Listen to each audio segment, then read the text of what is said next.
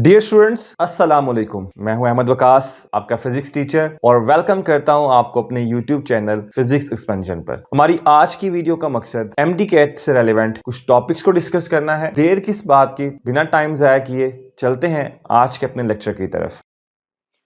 जी students, MD-CAT की division में chapter number 1 जिसका नाम फोर्स एंड मोशन है, हम इसी में से कुछ टॉपिक आज डिस्कस करेंगे।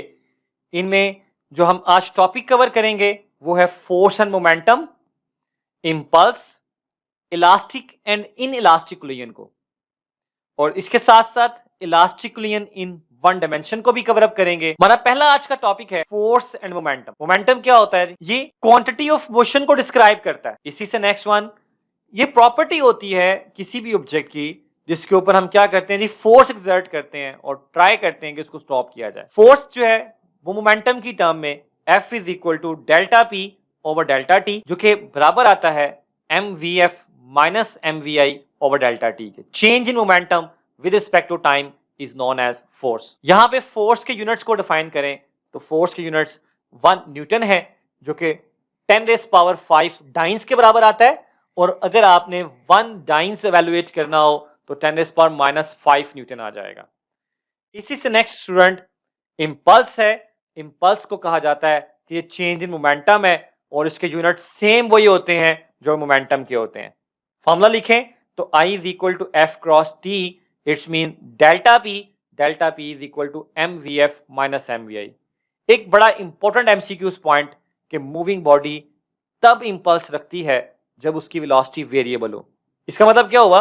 अगर वेलोसिटी कांस्टेंट है तो उसमें इंपल्स नहीं होगी, उसकी इंपल्स क्या हो जाएगी? जीरो, क्योंकि वेलोसिटी कांस्टेंट है, मोमेंटम में चेंज जीरो है। जब मोमेंटम में चेंज जीरो है तो इंपल्स भी क्या हो गई जी? जीरो हो गई। फॉर एग्जांपल, एक MCQ के लिहाज से, find the impulse on a body for which 100 dice force act for 5 seconds.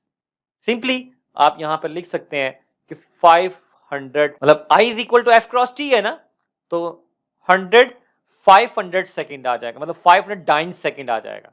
अगर आपने डाइंस को न्यूटन में कन्वर्ट करना है तो उसके रिस्पेक्टिव डाइंस को न्यूटन में कन्वर्ट करने के लिए आप क्या करोगे? हम पीछे बता कर आए हैं कि 1 डाइंस जो होता है वो 10⁻⁻5 के बराबर होता है, तो इसका आंसर क्या आ जाएगा? 5 10⁻³ न्यूटन सेकेंड। ठीक है जी। इसी से नेक्स्ट चलते हैं, हमारे पास नेक्स्ट है जी elastic and inelastic collision. Elastic collision वो कोलिजन होती है जिसमें काइनेटिक एनर्जी कंजर्व्ड होती है, और इन इलास्टिक में ऐसा नहीं होता, उसमें काइनेटिक एनर्जी चेंज कर जाती है।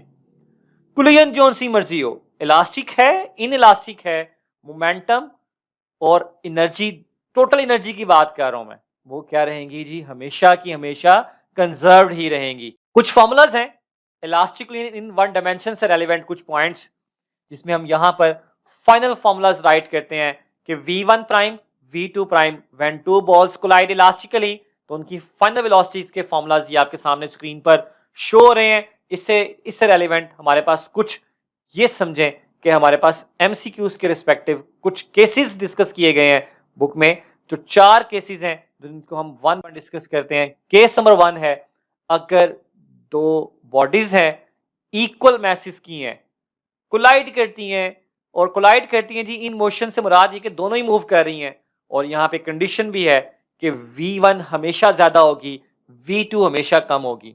इस सूरत में वेलोसिटीज क्या होंगी जी? वेलोसिटीज विल बी इंटरचेंज के, वेलोसिटीज क्या हो जाएंगी जी? इंटरचेंज हो जाएंगी।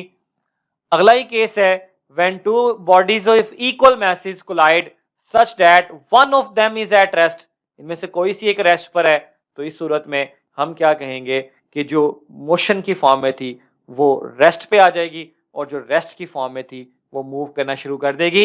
In short word, velocities will be interchange, velocities क्या हो जाएंगी? इंटरचेंज हो जाएंगी। और हम यहां पर यह भी कह सकते हैं कि whole of the kinetic energy is transferred, क्योंकि ये एक इलास्टिक कोलिजन की बात हो रही है। इलास्टिक कोलिजन में काइनेटिक एनर्जी कंजर्व्ड होती है। पहले बॉल रेस्ट पर थी, अब मूवमेंट करना शुरू कर दिया, और मूवमेंट भी उसी स्पीड से जिस स्पीड से प्रीवियस बॉल आकर हिट कर रही है, तो it's mean whole of the kinetic energy is transferred. Next यहां पे हमारे पास है कि M2 ग्रेटर है और M1 स्मॉलर है, और साथ में ये भी है कि v2 जो है वो 0 पर है। इस सूरत में क्या होगा कि अगर एक लाइट ऑब्जेक्ट आके कोलाइड करता है हैवी ऑब्जेक्ट के साथ, तो हैवी ऑब्जेक्ट के ऊपर कोई फर्क नहीं पड़ेगा, उसकी वेलोसिटी वैसी की वैसी रहेगी। लेकिन जब वेलोसिटी की बात की जाएगी लाइट बॉडी की, तो उसकी वेलोसिटी भी सेम रहेगी, लेकिन डायरेक्शन क्या हो चुकी होगी, रिवर्स। इट्स मीन अगर वो v1 की वेलोसिटी से आया था, तो अब उसकी वेलोसिटी v1 ही होगी, लेकिन उसकी डायरेक्शन क्या है जी, ऑपोजिट है। इसी से नेक्स्ट स्टूडेंट, अगर m1 बहुत ज्यादा है और m2 जो है बहुत कम है, मतलब अब क्या होगा कि अगर एक हैवी ऑब्जेक्ट कोलाइड करता है लाइट ऑब्जेक्ट के साथ, तो लाइट ऑब्जेक्ट की वेलोसिटी पे क्या फर्क पड़ेगा और मैसिव ऑब्जेक्ट की वेलोसिटी पे क्या फर्क पड़ेगा।